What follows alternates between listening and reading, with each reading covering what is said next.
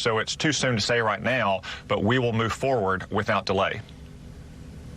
So you're suggesting that you might have the confirmation vote before the election, but the hearing, rather, before the election, but the actual vote after. Let's take a look. You raised it at how long it has traditionally taken the Senate to confirm a new justice. Let's put this up on the screen.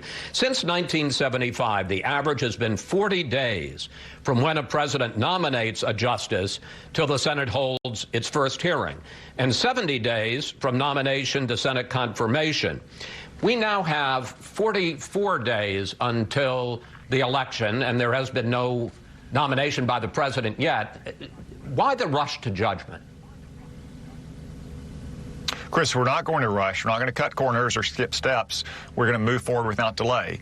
And as I said, there have been some cases in which it's taken fewer than 44 days, to include Justice Ginsburg's confirmation process herself, some that it's taken longer. We will move forward without delay in a deliberate fashion.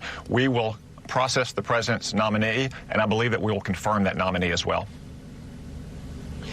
Back in 2016, after Justice Scalia died, President Obama named federal Judge Merrick Garland as his new nominee to the court. And as you well know, you were part of the Senate then, Senate Republicans blocked the choice of Garland. Here's what you said at that time. In a few short months, we will have a new president and new senators who can consider the next justice with the full faith of the American people. Why would we cut off the national debate about this next justice? Why would we squelch the voice of the people? Why would we deny the voters a chance to weigh in on the makeup of the Supreme Court? Now, Garland was nominated 9 months before the election.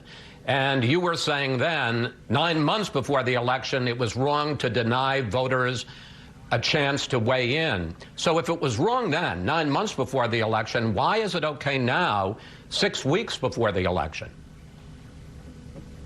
So, Chris, in 2014, the American people elected a Republican majority of the Senate to put the brakes on President Obama's judicial nominations. In 2018, we had a referendum on this question. Just a month before the 2018 midterms, we had the vote on Justice Kavanaugh.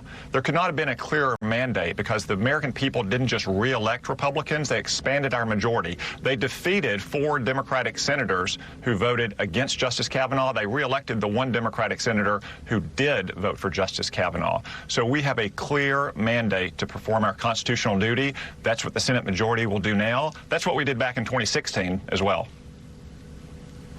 You really don't think there is any hypocrisy at all in saying we need to give voters, because, I mean, you can parse the 2014 election, the 2018 election any way you want, but you stated a pretty firm principle in 2016 about Merrick Garland. It's wrong to deny voters a chance to weigh in. You don't see any hypocrisy between that position then and this position now? Chris, the Senate majority is performing our constitutional duty and fulfilling the mandate that the voters gave us in 2016 and especially in 2018. I just want to, I promise this is the last question on this particular subject. Let's do a thought experiment. You're a lawyer. You do hypotheticals, or you did when you were in law school. Let's assume if President Trump were to lose in the election 6 weeks from now, if the Senate were to change hands so that it went from Republicans to Democrats in a lame duck session with a president who'd been defeated and a Republican majority that was about to be out of office, some would say the lamest of lame duck sessions, are you saying you still think it would be proper to vote to confirm President Trump's nominee to the court? Chris, as I said, we're going to move forward without delay, and there will be a vote on this nominee. But to the point, Donald Trump's going to win re-election, and I believe the Senate Republicans will win our majority back, because the American people know that Donald Trump is going to put nominees up for the federal courts who will apply the law, not make the law. Joe Biden's not going to do that. Joe Biden still refuses to even identify who he might nominate. And Joe Biden and Senate candidates like Cal Cunningham in North Carolina and Teresa Greenfield in Iowa need to put their cards on the table. They need to say what they would do in this kind of nomination. Okay, let me ask you one other